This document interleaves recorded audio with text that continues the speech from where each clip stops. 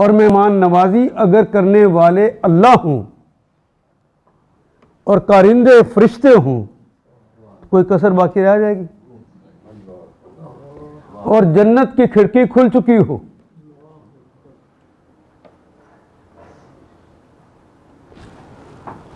और अगर कोई मुजरिम, कोई मुल्जिम हो, किसी ने कोई अल्लाह की बगावत की हो, ज़्यादती की हो,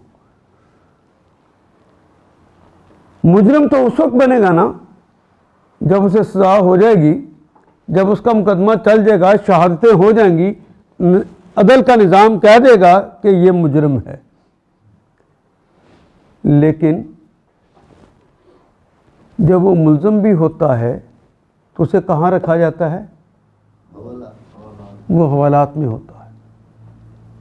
इस तरह अल्लाह को तो पता है कि इसने क्या क्या जराइम किए हैं, तो वो उसे जहन्नम की कैद सुनाने से पहले पहले वो इस बरज़ख की दुनिया में जब रखेगा, यहाँ भी दोज़ख की खिड़की खुल जाएगी, और जिस तरह मुल्ज़िमों को रखा जाता है वहाँ पर भी अल्लाह के फरिश्ते ही पूरे अदल और इंसाफ के साथ उसे वो तकलीफ़ें पहुँचा रहे हो।